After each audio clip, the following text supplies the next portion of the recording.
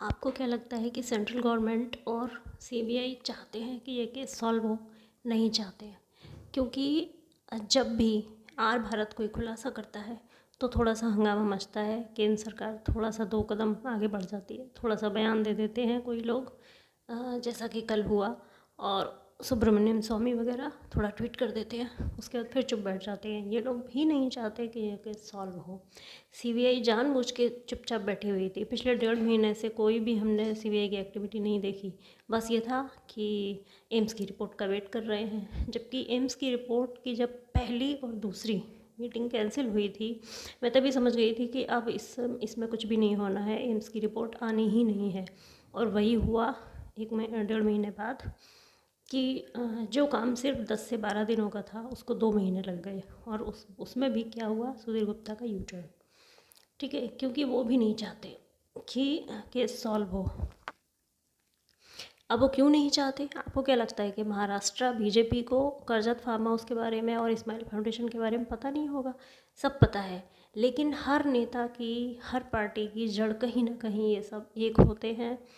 और अगर आप उनके बारे में कोई राज खोलते हैं, जिसके बारे में सुशांत पीसी करने वाला था, तो वो धमकियां देते हैं कि हम तुम्हारी पोल खोलेंगे। क्योंकि बीजेपी कोई दूध की धुली नहीं है, उनके नेता में भी इस तरह के लोग हैं जो बहुत सारी गंदगी और गुंडागर्दी कर रहे हैं। तो भले ही ऊपर के बड़े लोग ना फंसे हों, लेकिन नीचे के फंसे होते हैं। और इसलिए कभी भी कोई सरकार नहीं चाहती कि किसी के बारे में पोल खुले, चाहे बीजेपी हो चाहे कांग्रेस हो। अब बीजेपी थी तो ये मामला यहाँ तक थोड़ा सा नज़र भी आ गया, अगर कांग्रेस होती तो ये सीबीआई और जो एनसीबी का ये सब हुआ वहाँ तक भी नहीं पहुँचता। तो आसान नहीं है इस केस का सॉल्व होना, सुशांत को न्याय मिलना। लेकिन फिर भी लोग लगे हुए हैं, क्योंकि उम्मीद पर दुनिया कायम होती है और लोग सोच रहे हैं कि शायद हो जाए। शायद इस प्रेशर में कंटिन्यू जो फैंस और सोशल मीडिया वाले और यूट्यूबर्स चला रहे हैं, उससे शायद कुछ हो जाए, शायद प्रेशर पड़े और कुछ हद तक चीज़ें सॉल्व हो। पूरी सॉल्व तो कभी होनी ही नहीं है। तो बीजेपी भी नहीं चाहती। जब आर भारत ने कल खुलासा दिखा दिया तो उन्होंने थोड़े से ट्वीट कर दिए, थोड़ा सा दिखा दिया। और सीबीआई के जो बयान हैं कि हत्या से इनकार नहीं है और हर एंगल से जांच हो रही है, ये बयान कोई नया नहीं है।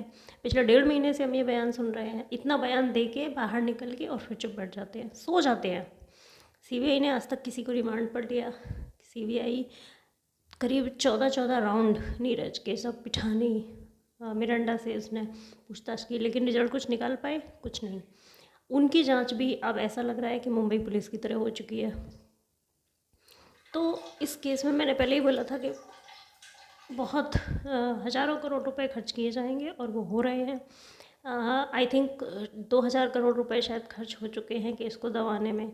एम्स के डॉक्टर्स को दे दो, पुलिस को दे दो, सीबीआई को ख़रीदने के लिए। तो ये सब चीज़ें बहुत हो चुकी हैं और इसीलिए सीबीआई बस बयान आकर दे जाती है। और वो बयान, मुझे लगता है कि बयान ही देती रहेगी कि हाँ, हत्या के एंगल से इनकार नहीं है, हर एंगल से जांच हो रही है। बस यही होता रहेगा। उसके बाद फिर चुप बैठ जाएंगे। फिर जब कुछ हंगामा होगा, आर भारत कोई खुलासा करेगा तो फिर यही बोल दिया जाएगा। तो देखते हैं ये सब कब तक होना है। लेकिन इस केस का सॉल्व होना बहुत ज़रूरी है। बहुत बड़ा मैटर है, बहुत बड़ा। करजत फार्म हाउस को लेकर है, बॉलीवुड को लेकर है, जिसकी वजह से सुशांत को मारा गया और रिया के हनी ट्रैप में फंसाया गया 14 महीने पहले।